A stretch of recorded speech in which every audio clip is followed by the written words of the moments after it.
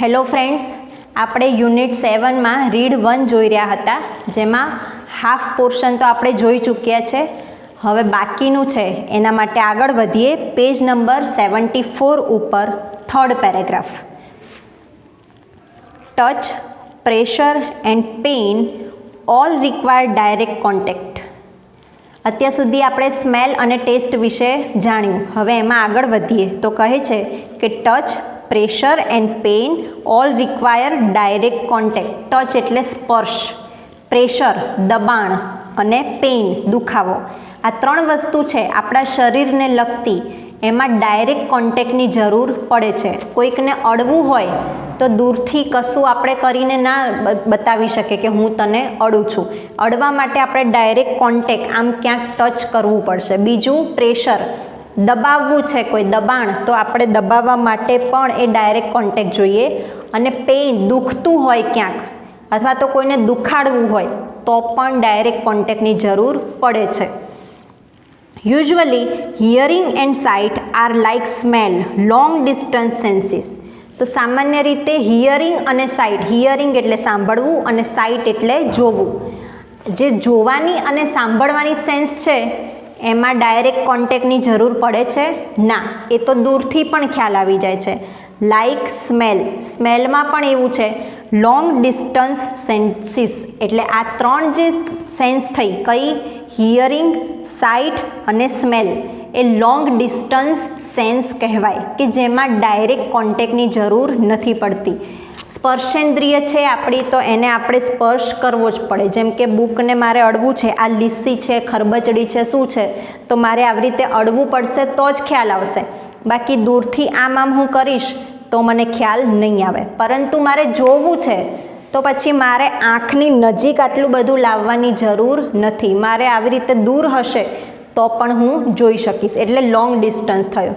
બીજું, મારે કોઈકનું સાંભળવું છે તો માની લો કે એક વિદ્યાર્થી મને આવીને એનો પ્રશ્ન બતાવે છે કે મારે આવો પ્રોબ્લેમ છે, તો પછી એ વિદ્યાર્થી અહીંયા કાન આગળ બોલશે તો જ મને સંભળાશે?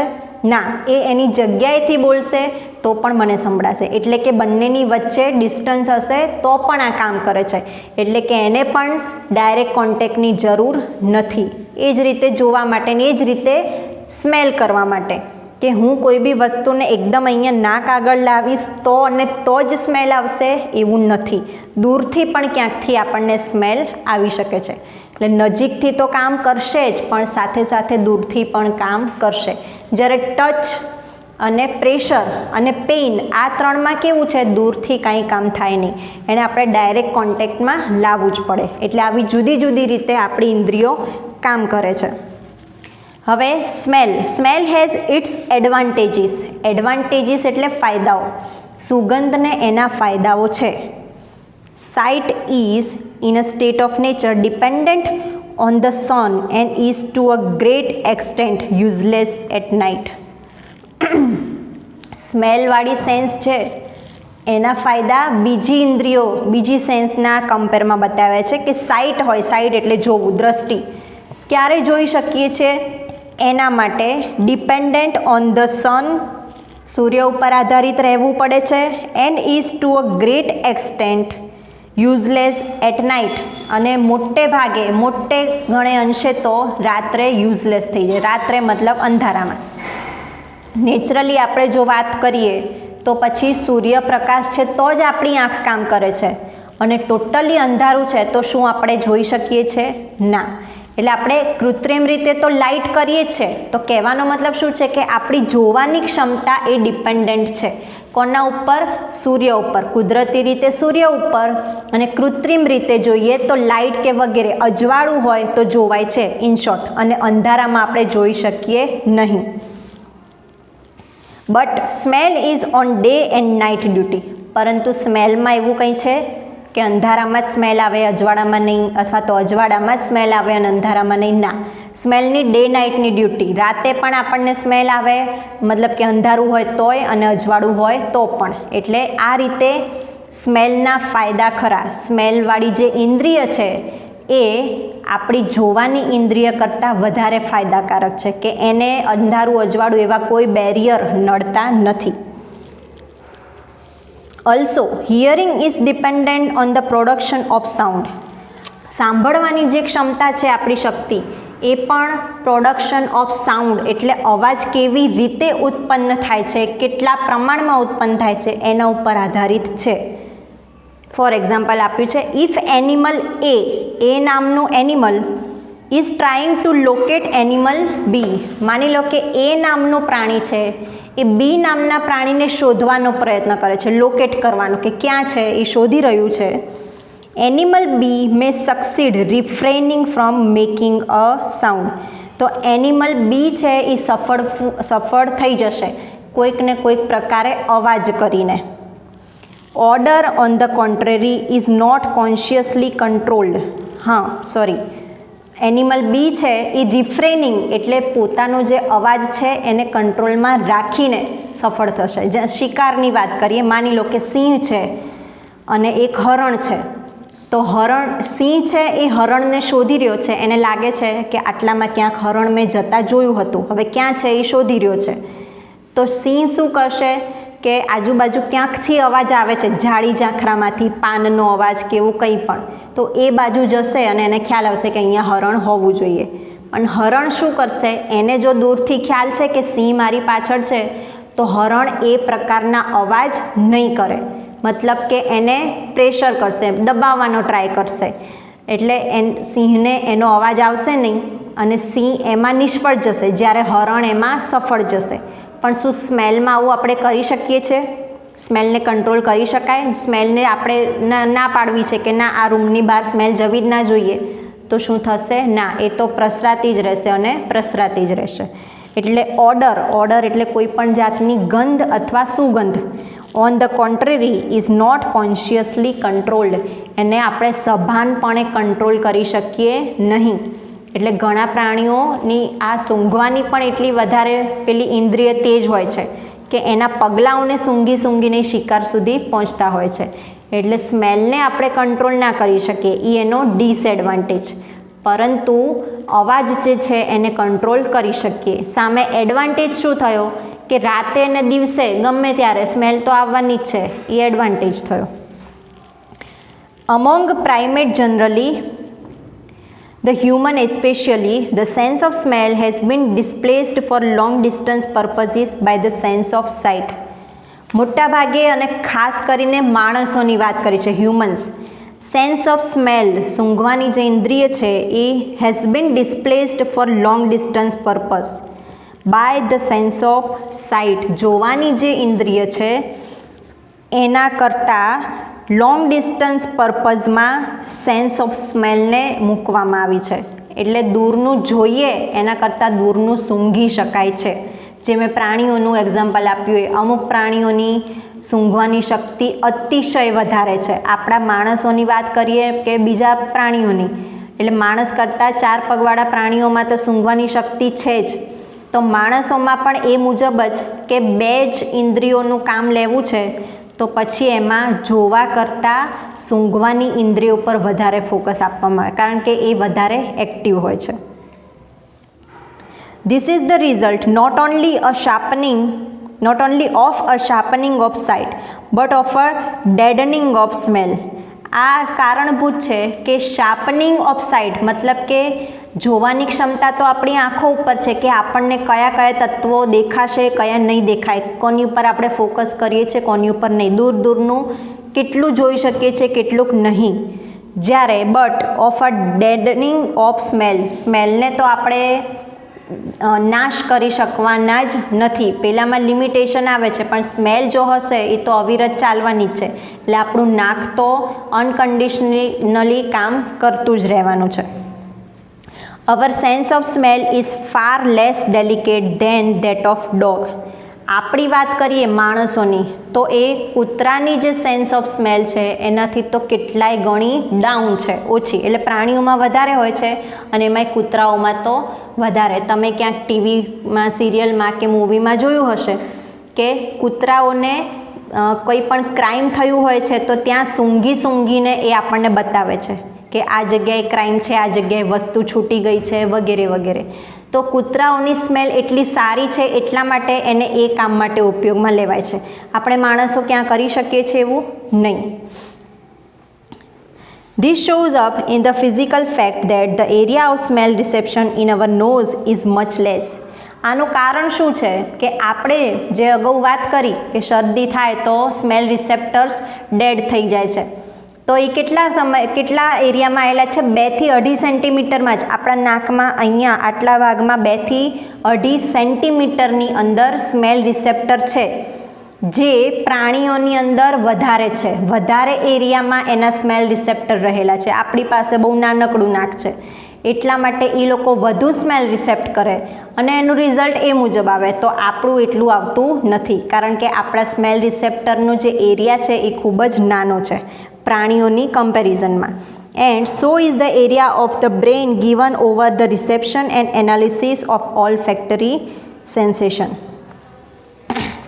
The mechanism by which a particular smell activates a certain receptor. That is why one chemical smells thus and other smells so is as yet unknown. Mechanism by which a particular smell activates a certain receptor. કેટલાક receptor જે સ્મેલને સૂંઘે છે, એટલે આપણી smell કરવાની જે mechanism છે, જે તંત્ર છે આપણું, જેના દ્વારા આપણે સ્મેલ કરીએ છીએ, આપણને ખ્યાલ આવે છે, પછી આપણે ઓળખીએ છીએ કે ઓકે આ તો આવા પ્રકારની સ્મેલ કહેવાય, એ આખું મિકેનિઝમ કહેવાય, તંત્ર કહેવાય તે.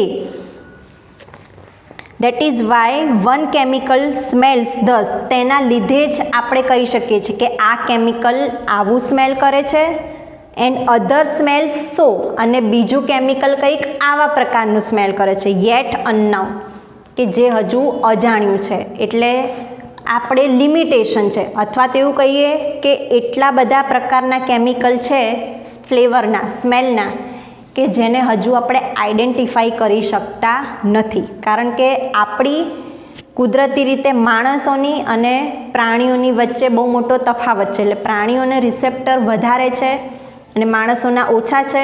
આપણે ક્યાંક અનુભવ તો કરી શકીએ છીએ, પણ એને કહી નથી શકતા કે આ સ્મેલનું નામ આવું છે. એવું પણ થાય છે ને ઘણી વખત.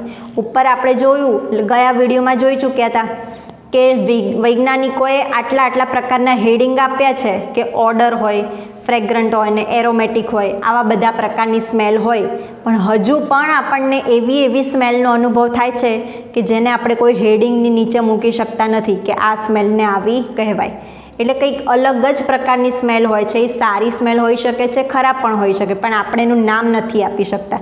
એટલે કે ધસ ને સો, આમ તેમ એવું કંઈક આપણે ડિસ્ક્રાઇબ કરવાનો ટ્રાય કરીએ છીએ કે આવી, પણ એને એક નામથી ઓળખી શકતા નથી. Recently, there have been suggestions that chemicals smelled as they did because of the overall shape of their molecules, or because they punctured and membranes of the smell receptors, or because the parts of the same manner of puncturing or the same fashion of vibrating would all smell the same. એટલે આપણે જે smell લઈએ છીએ એના પાછળના તારણો બતાવ્યા છે કે આપણે સ્મેલ કેમ લઈએ છીએ, કેમ લઈ શકીએ છીએ. જુદા જુદા કારણો કહેવામાં આવ્યા છે. Because of overall shape of their molecules. આપણે જે સ્મેલ લઈએ છીએ તો એ કણો, મોલિક્યુલ એટલે પાર્ટિકલ, કણો, એ પાર્ટિકલનો શેપ છે એના ઉપર સ્મેલ આધારિત છે. આ જે પાર્ટિકલ છે આપણે નરી આંખે જોઈ શકતા નથી, એને ક્યાંક ને ક્યાંક આપણે માઇક્રોસ્કોપમાં જોવા પડે તો જ કદાચ દેખાય. તો એમાં પણ જુદા જુદા પ્રકારના શેપ છે. તો આપણે જે સ્મેલ લઈએ છીએ એ શેપ ઉપર પણ આધારિત છે એવું ક્યાંક કહેવાયું છે. આ બધા શું છે, રિસર્ચ થઈ રાખે છે અને એના ઉપરથી આવા તારણો આવે. તો આપણને અમુક પ્રકારની સ્મેલ આવે છે કારણ કે અમુક પ્રકારના મોલિક્યુલ રહેલા છે. કેવા શેપમાં જુદા જુદા, જેમ કે થોડોક મોટો શેપ હોય, નાનો હોય, આડો અવળો શેપ હોય, આવું કંઈક હશે જે આપણને હજુ ખબર નથી, પણ આવી રીતે એની પર રિસર્ચ થઈ રાખે છે. તો એક કારણ શું માનવામાં આવ્યું? મોલિક્યુલનો શેપ. બીજું શું માની શકાય? because they punctured the membranes of the smell receptors. Smell receptors છે એમાં ક્યાંક પંક્ચર હોય તો પણ વધારે સ્મેલ, ઓછી સ્મેલ એવું પણ થઈ શકે. જેમ કે શરદીની વાત કરી તો શરદીમાં સ્મેલ રિસેપ્ટર તો છે જ નહીં, ડેડ થઈ ગયું છે એટલે સ્મેલ નથી આવતી. તો સેમ વે ક્યાંક એમાં કાણું પડ્યું છે, હોલ, જે આપણને નરી આંખે નથી જોવાતું. 2.5 સેન્ટીમીટરના એરિયામાં શું થાય છે આપણને તો ખબર નથી, પણ રિસર્ચર્સ આવું કહે છે કે અહીંયા જે સ્મેલ રિસેપ્ટર રહ્યા છે એમાં ક્યાંક કાણાવાણા પડ્યા હોય તો પણ આપણને સ્મેલ લેવામાં વધુ ઓછું એવું કંઈક થાય.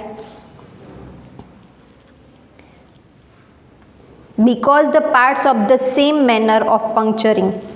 બીજું કે સેમ વસ્તુ થઈ કે મોલિક્યુલ જ્યાંથી આપણે લઈએ છીએ સ્મેલ રિસેપ્ટર તરીકે તો ત્યાં પણ ક્યાંક પંક્ચર થયેલું હોય.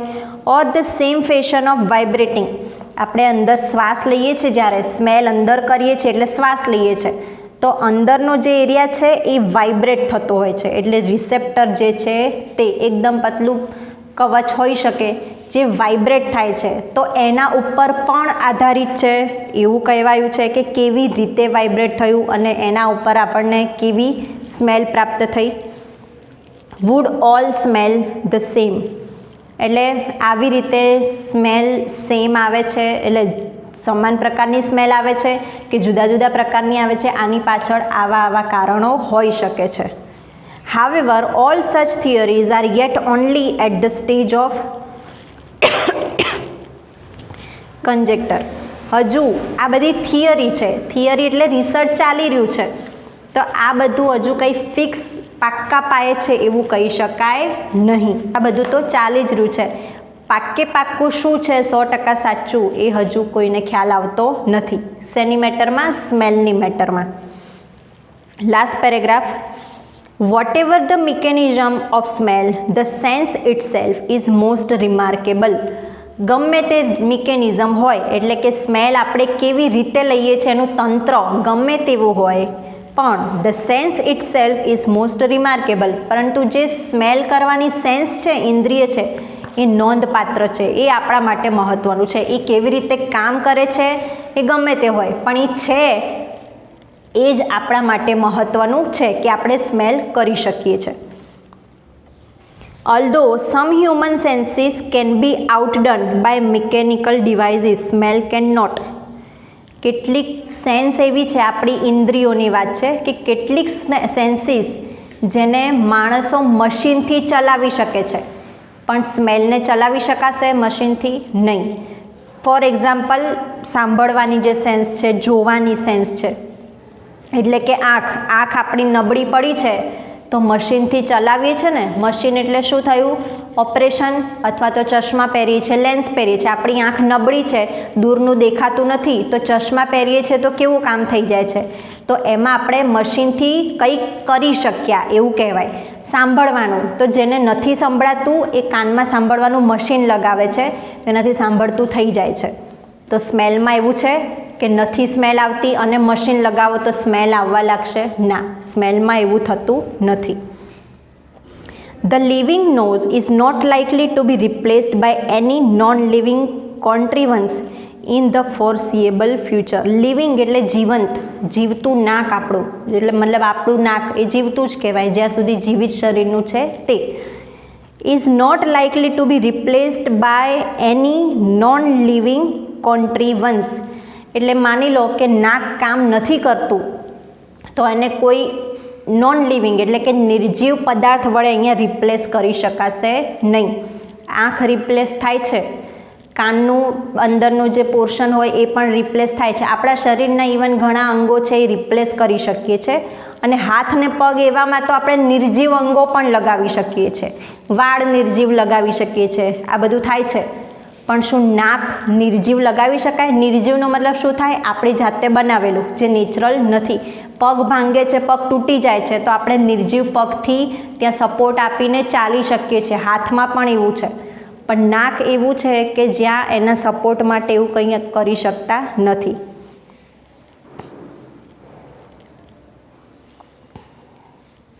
That is why, એટલા જ માટે, in an age of superlative mechanization, the master chef, the tea taster and the perfume compounder are likely to remain immune to the possibility of technological unemployment. આ નાક એક એવું છે કે જે જીવંત નાકનું કામ બીજું કંઈ જ ના કરી શકે, એને કોઈ રિપ્લેસ નહીં કરી શકે. તો એટલા માટે જેને સૂંઘવાની શક્તિ છે અથવા તો સારી શક્તિ છે એવા લોકોની માંગ વધશે ફ્યુચરમાં, એટલે કે એવા લોકોને પણ કામ મળતું થશે.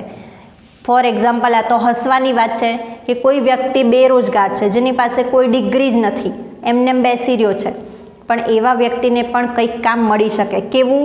પરફ્યુમ સ્મેલ કરવાનું, અથવા તો બીજી કોઈ જ્યાં રિસર્ચ ચાલતું હોય છે ત્યાં રિસર્ચમાં જઈને એને ખાલી સ્મેલ જ કરવાની, કારણ કે એનું નાક એક્ટિવ છે. તો કયા કયા કામ આપ્યા છે? માસ્ટર શેફ તમે પ્રોગ્રામ જોયો હશે, ખાવાનું બનાવવાનું, અને એમાં કોમ્પિટિશન હોય છે. તો એમાં પણ સ્મેલનું કેટલું કામ છે કે રસોઈ બનાવી છે કોઈ ડિશ, એની સ્મેલ પરફેક્ટ છે કે નહીં. તો એવામાં કોઈ ડિગ્રીની જરૂર છે, ભણતરની જરૂર છે? ના. એટલે માત્ર એનું નાક કામ કરે છે તો એ વ્યક્તિ ત્યાં રોજગાર પ્રાપ્ત કરી શકે. બીજું, ટી ટેસ્ટર, ચાય કેવી બને છે ટેસ્ટ કરવા માટે, એટલે કોઈ પણ ડિશનું ટેસ્ટર, એટલે વ્યક્તિને જો સ્મેલ સારી આવે છે તો એ ટેસ્ટ પણ સારો કરી શકે. And the perfume compounder, perfume જ્યાં વેચાતું હોય, બનતું હોય, એવી બધી જગ્યાએ આવા લોકોની જરૂર પડે છે. તો આવા લોકો, મતલબ કે આપણી નાકની સારી ઇન્દ્રિય, જેનું નાક સારું છે એવું, એ immune to the possibility of technological unemployment. એટલે અત્યારે તો શું છે કે બીજી કોઈ બી મેટર હોય બધું કામ મશીન કરે છે. મોટી મોટી ફેક્ટરીઓમાં આપણે જોઈએ તો મશીનરીથી બધું થાય છે. તો શું આટલા જે એક્ઝામ્પલ કીધા, કોઈ ડિશને ટેસ્ટ કરવાની, ચા ટેસ્ટ કરવાની, કે પછી પરફ્યુમને ટેસ્ટ કરવાનું, સ્મેલ કરવાનું, એ મશીન કરશે? ના. હજુ એવી કોઈ મશીનરી નથી બની કે જે સ્મેલને ટેસ્ટ કરી શકે. જોવાવાળી મશીનરી બની છે ને, સ્કેન કરી લે છે, એના જેવી કોપી બનાવે છે, બધું જ થાય છે. અવાજથી પણ કામ થાય છે. આપણે મશીનરીમાં એવો અવાજ મૂકી દઈએ તો એ મુજબ કાર્ય ચાલે જાય છે. એટલે માણસના કાનની જરૂર નથી પડતી મશીનને માણસની આંખની જરૂર નથી પડતી. એ અવાજ પ્રોડ્યુસ પણ કરી શકે. આપણું બોલેલું ક્યાંક રેકોર્ડ કરીને મૂકી દઈએ છે તો કેવું ચાલે જાય છે, એમાં પ્રત્યક્ષ માણસની જરૂર નથી. પરંતુ સ્મેલમાં એવી કોઈ ટેકનોલોજી હજુ શોધાઈ છે? તો ના, હજુ કોઈ જ એવી ટેકનોલોજી નથી શોધાઈ કે જે કુદરતી રીતે એની જાતે જ માણસ વગર એ સ્મેલ કરી શકે. એટલા માટે ટોનમાં કહેવામાં આવ્યું છે કે જેની પણ આ નાકની ઇન્દ્રિય સારી હશે એને હજુ પણ ગમે તેવો ટેકનોલોજીનો જમાનો આવે પણ એને તો એમ્પ્લોયમેન્ટ મળતું જ રહેશે, એટલે કે એને તો રોજગારી મળતી જ રહેશે. તો આ તો વાત થઈ કે નાક આપણા માટે કેટલું ઇમ્પોર્ટન્ટ છે. એટલે આપણને આજે આપણી સેન્સ ઓફ સ્મેલ વિશે ઘણું નવું જાણવા મળ્યું કે જે ટેસ્ટ કરીએ છીએ એ માત્ર ટંગને આધારે નથી થતો પણ નાકને આધારે પણ થાય છે. અને નાકનું પોતાનું આગવું મહત્ત્વ છે જે કોઈ કૃત્રિમ પદાર્થ લઈ શકે નહીં. અને નાક બીજી કોઈ જગ્યાએ ટેકનોલોજીમાં કોઈ એને મહાત આપવાવાળું નથી. એટલે નાકનું કામ નાક જ કરશે, એ પણ કેવું? હ્યુમન, એટલે કે લિવિંગ, જીવંત નાકનું કામ અન્ય કોઈ વસ્તુ લઈ શકે એમ નથી. તો આશા રાખું છું કે તમને આ યુનિટમાં ખ્યાલ આવી ગયો હશે. હવે પછી આપણે નેક્સ્ટ વિડીયોમાં મળીશું. Thank you.